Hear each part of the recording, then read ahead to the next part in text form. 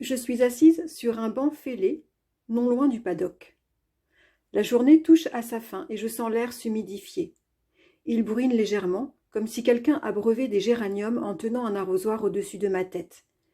Et pas un bruit. Juste les coups abrupts de l'étalon qui gratte le sol du paddock de son sabot.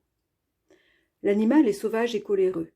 Il lui arrive parfois de partir au galop en hennissant de rage pour rameuter ses frères, enfermés depuis longtemps dans la propreté de l'écurie. Il est seul, tout comme moi.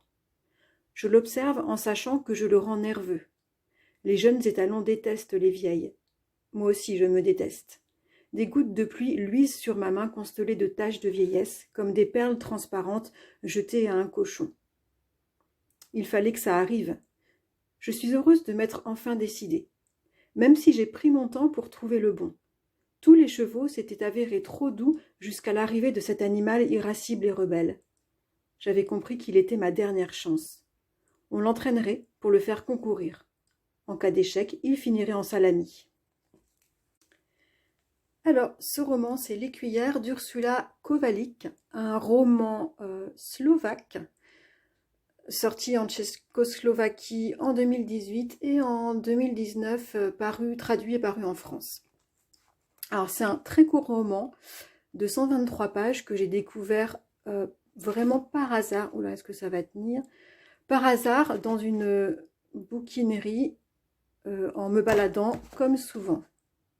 Voilà. Bon, alors, on va le maintenir à la main. Alors, j'ai adoré ce roman.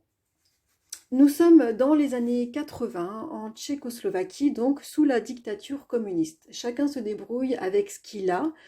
Chacun se soumet tant bien que mal à la privation de liberté, à la censure et se replie sur soi, se noie dans ses rêves et bien souvent dans l'alcool ou la violence.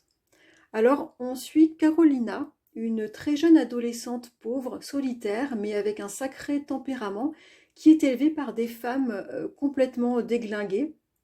Alors entre sa mère et ses tantes, c'est toute une flopée de personnages très touchants, très croustillants. Carolina, elle cherche l'évasion en écoutant Pink Floyd, qu'un ami guitareux lui a refilé en douce contre des trucs un peu bizarres. Carolina flâne très souvent en ville, armée du couteau offert par sa grand-mère pour se protéger. Puisque sa grand-mère considérait que les femmes devaient se débrouiller toutes seules, quoi qu'il leur arrive. Et alors, c'est près d'un centre équestre que Carolina va rencontrer Romana, une jeune fille handicapée, très stigmatisée, qui fuit son père violent et le monde hostile en venant s'occuper d'un vieux cheval du centre.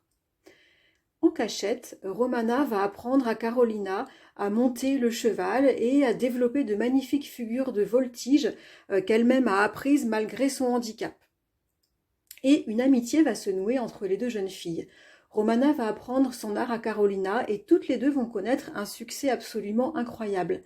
Carolina, elle qui est si seule, si perdue dans sa vie, n'a jamais été aussi heureuse. Son corps, si maladroit dans l'enfance, lui offre sur un cheval une liberté infinie. Il se déploie naturellement sous la musique, lui faisant oublier l'âpreté de sa vie et son absence d'horizon. Mais la chute du communisme en 1989 et l'ouverture du libéralisme, faisant la joie de tous, vont anéantir ses rêves et ses espoirs, tout comme ceux de son pays.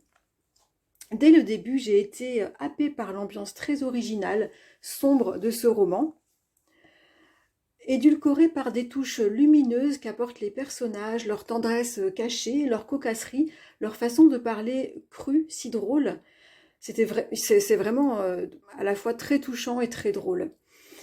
S'ajoute à ça de merveilleuses touches de lyrisme qui rendent le tout extrêmement poétique. Alors ce roman j'avais l'impression de lire, j'avais les mêmes impressions que lorsque j'avais lu La vie devant soi de Romain Gary. C'était vraiment une lecture très très agréable. L'ambiance urbaine, un peu urbex, assez angoissante des pays de l'Est des années 80, les constructions de tours d'habitation en cours, les sillons de boue, les immeubles non entretenus, est vraiment très très bien restituée. On sent que l'auteur a vécu toute cette période. C'est l'un des très rares livres où j'ai pu ressentir dès le début que je tenais une petite pépite entre les mains, tellement j'ai adoré l'ambiance, l'histoire et surtout l'écriture. Les deux jeunes filles, qui sont les personnages principaux, sont extrêmement solaires. Elles vivent leur déconvenue adolescente et celle de leur pays en se situant bien au-dessus, emplies de force et de confiance en elles qu'elles vont mutualiser. Alors l'auteur, elle explore dans ce roman comment des vies et un pays peuvent sortir d'un enfer pour retrouver d'autres menottes, celles de la société de consommation et de l'individualisme. J'ai énormément apprécié cette lecture que je recommande. Je ne sais pas si on le trouve encore, s'il est encore édité.